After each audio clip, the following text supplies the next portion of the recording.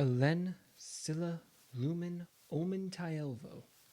Today I bring to you the first of the great tales, the tale of Beren and Luthien. Our story begins 4 years after the Dagor Bragalach, with a company of outlaws led by Barahir of the House of Beor. Barahir and his 11 companions were the last men left in Dorthonion, opposing Morgoth, the Dark Lord. Morgoth sent his greatest servant, Sauron, into Dorthonion to find Barahir and his band. Now there was one amongst Barahir's companions who longed for his wife, who had vanished after the Bragalach. He was Gorlim, and he would secretly return to his house in hope of finding his wife. On one of these secret visits, he would see the form of his wife, and Gorlim cried out to her, and she would vanish from his sights as wolves howled in the wind, and Gorlim was now captured. Brought before Sauron, Gorlim would crack, and he revealed the location of the outlaws to Sauron in exchange for his wife. But Sauron proved cruel and revealed to Gorlim that she was just an illusion, for she was dead, and Sauron then killed Gorlim. Now Beren, son of Barahir, would be out scouting when at night in a dream he saw carrion birds with blood on their beaks, and he saw Gorlim coming to him, and Gorlim would reveal his treachery. And so Beren awoke and hurried back to his father's hideout, but he was too late, for Barahir and the outlaws lay dead. Beren would bury the dead, and he headed off to find the orcs that did this. He would come upon the orcs at night, and saw the orc chieftain boasting, holding up the hand of Barahir, with his ring upon it. Beren would then come from the shadows and kill the chieftain, and reclaim his father's hand. The orcs would hunt for Beren, but were unable to find him. Beren would thus stay in Dorthonion as a lone outlaw for 4 years, until darkness and evil overran the land. So Beren ventured south through perilous lands and unknown horrors. And Beren would enter into Dorthonion, the land of the fence, being the first man to break through the girdle of Melion. There, in the woods of Neldoreth, tired and in anguish, Beren would see Luthien dancing, and he fell in love with her, and his sorrows would be forgotten. Luthien would begin to leave when Beren cried out Tinuviel, and she would stop and look upon him. Beren would come to Luthien, and the two would look into each other's eyes as though in a trance, and their fates would become intertwined. Luthien would slip away from Beren, who fell as one who was slain.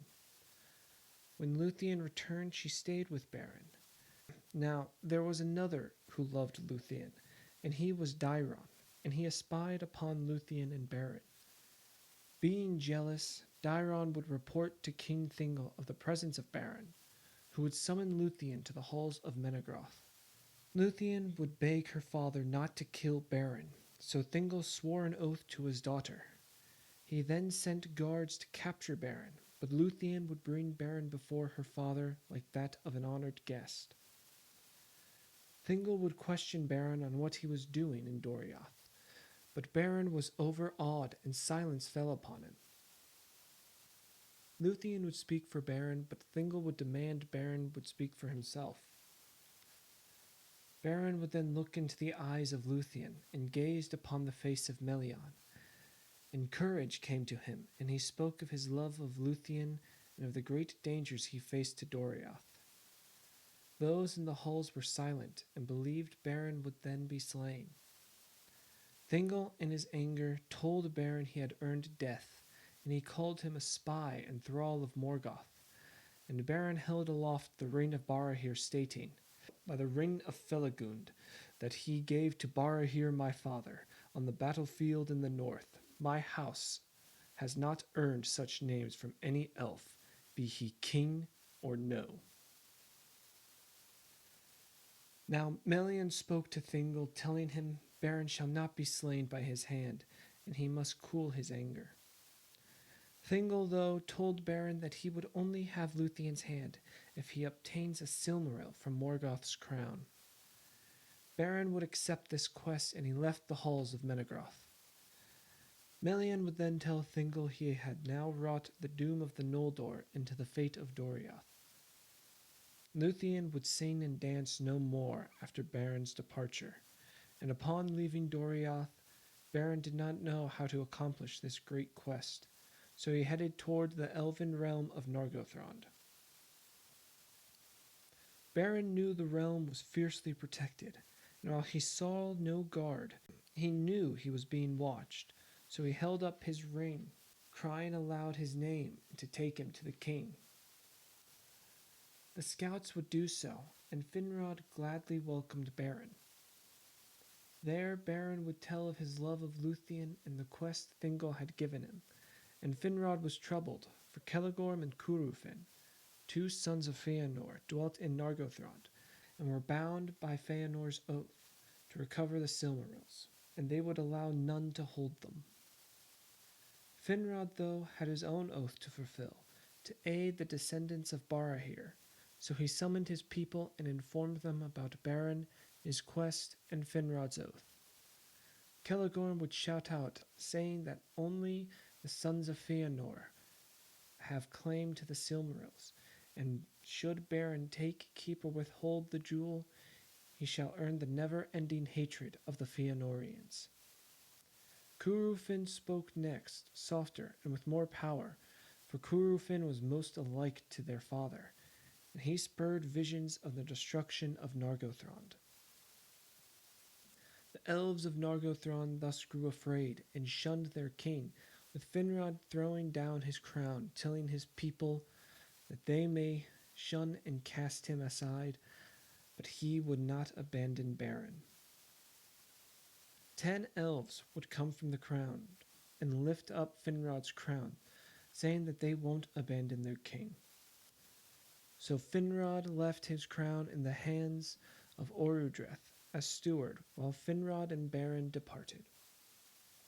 The company would come across orcs, and upon killing them would don on their armor as disguise, with Finrod using his elven magic to give them the appearance of orcs. With their guise complete, they moved swiftly through Beleriand. Their haste caught the attention of Sauron, who noted the company's quick movements and lack of report, as was required. So Sauron had the company halted and brought to Tol in Gowerhoth, the Isle of Werewolves. Sauron would sing an enchantment to reveal who the company was, but Finrod would respond with a song of his own, and so Finrod and Sauron battled through song. Sauron proved to be the master as he stripped Finrod, Beren, and their companions of their disguises. But not knowing their purpose, Sauron threw them into a pit where a werewolf would eat them one by one until they revealed their task. And far away in Doriath, darkness fell upon Luthien's heart, and she knew Beren was in grave danger. She would seek out her friend Dairon, and told him her fears, and asked for help in finding Beren. But Dairon, who loved Luthien and hated Beren, betrayed Luthien's plans yet again to Thingol.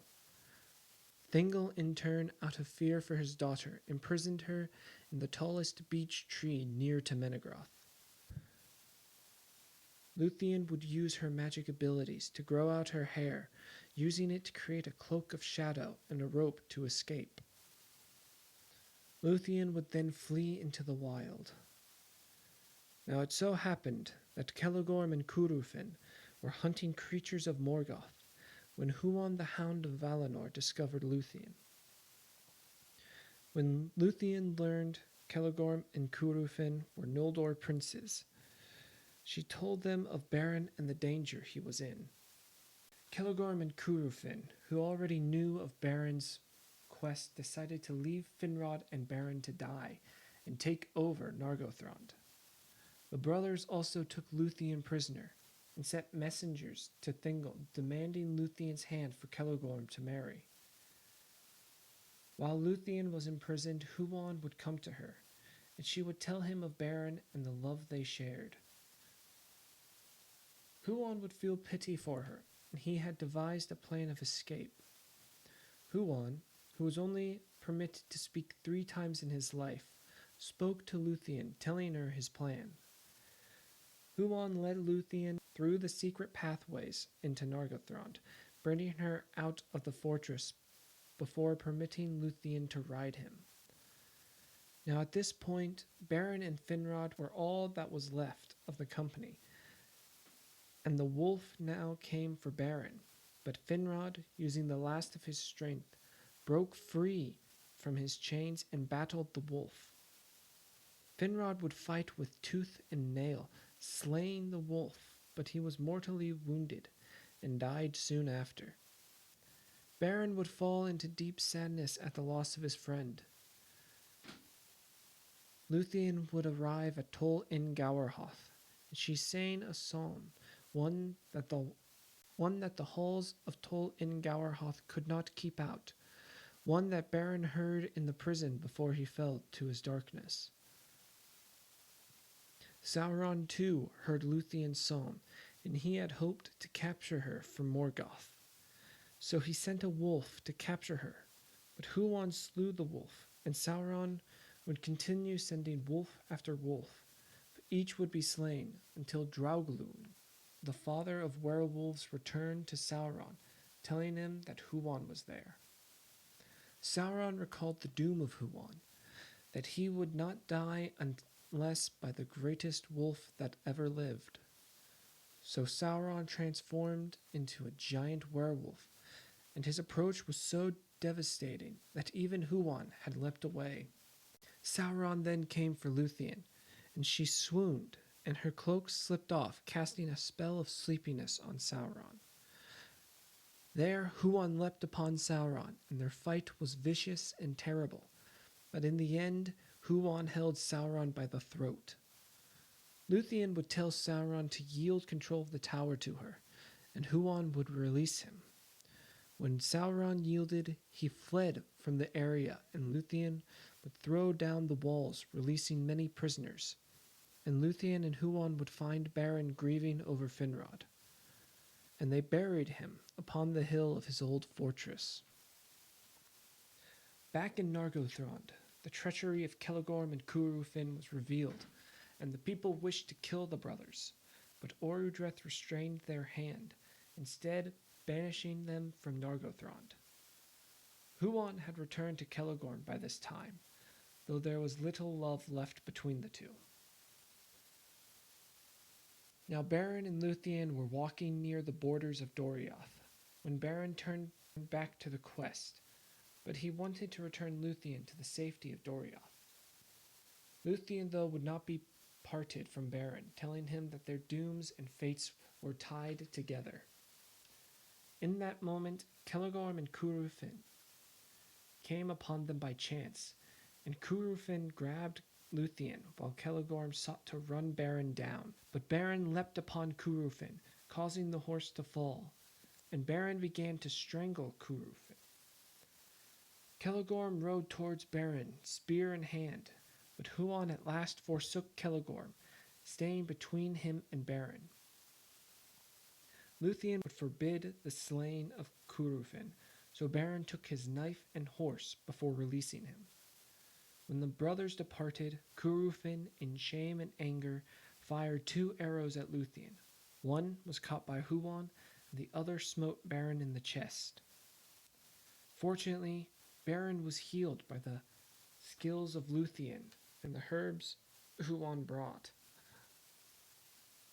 Upon Beren being healed, he grew conflicted, as he knew he must complete his quest, but he didn't want Luthien to be in danger. So in the early morning he departed, leaving Luthien in the care of Huan while she slept. Believing he was near to his death, he sang a psalm of parting, detailing his love of Luthien and the beauty of Tinuviel and the light of the world. Luthien heard his psalm, and together with Huan and in disguise as Draugluin and Thuringwethil, found Beren. Once more together, Beren cursed the oath of Thingol, for Luthien was now near to the shadow of Morgoth. Huon for a second time would speak and counseled Beren, quote, "From the shadows of death you can no longer save Luthien, for by her love she is now subject to it. You can turn from your fate and lead her into exile, seeking peace in vain while your life lasts. But if you will not deny your doom, then either Luthien, being forsaken, must assuredly die alone, or she must with you challenge the fate that lies before you." End quote. With those words, Huon departed, as Beren and Luthien headed for Angband in disguise. As they approached the gate, they were espied by Cockcroft, and he blocked the gate, for Beren and Luthien looked like Draugluin and Thuringwethil, who were both reported dead. Luthien threw away her disguise, and with her cloak cast Cockcroft to sleep, and so they entered the hall of Morgoth. Beren would go and lay at Morgoth's feet, as Luthien's disguise was fully stripped, and she named her true self, and Morgoth in lust allowed Luthien to dance for him. Luthien's dance would enchant Morgoth and his court into a deep slumber. Luthien awoke Beren, who removed his disguise, and went to the crown of Morgoth, where the Silmarils lie. Drawing Angrist, Beren removed a Silmaril from the iron crown, and as he held the gem, a thought came to his mind, to steal all 3 jewels. But upon his attempt to cut out another Silmaril, Angrist broke, and a shard pierced Morgoth's cheek, stirring him and his court. Beren and Luthien would flee for their lives, fear taking them. At the gate they were again met by Cockcroft. Luthien's power was all but spent, and Beren thrusted the Silmaril in Cockcroft's face, who ate the hand of Beren. The Silmaril inside the wolf's stomach drove him mad, and he fled into the wild. Beren fell, for there was poison in his wound, and Luthien would draw the poison out and tend to his hand as her powers waned further. The quest seemed to be doomed, as the court of Morgoth was awakened fully, but eagles came forth, bringing them away from Angband. The elves brought them to the very place where Beren left Luthien asleep, and they were met by Huon, who aided Luthien in healing Beren's wounds. Beren came close to dying, but at long last Beren awoke healed. And so Beren and Luthien returned to Doriath, where after Luthien's disappearance had fallen into darkness. But with Luthien's return, light returned to Doriath, and Beren brought her before the throne of Thingol. There he told Thingol the quest was accomplished, showing him the stump of his hand. Thingol would have Beren and Luthien tell him of the quest, and he would then relent and give Luthien's hand to Beren. But Beren was troubled, for Cockcroft was reported of heading closer and closer to Doriath, and Beren knew so long as the beast held the Silmaril in his stomach, the quest would never be fulfilled. And so Thingol organized a hunt party with himself, Beren, Huon, Mablon, and Beleg. By the eaves of a forest, Huon grew restless and ventured off to find Cockcroft, but the wolf evaded Huon and leapt upon Thingol. Beren, standing beside Thingol, thrusted his spear against Cockcroft, but the wolf would bite Beren in his chest. Huon then leaped upon Cockcroft, and the 2 battled, but in the end Huon slew Cockcroft, but Huon too was now mortally wounded. Huon would speak one last time, telling Beren farewell, while laying beside him as he died.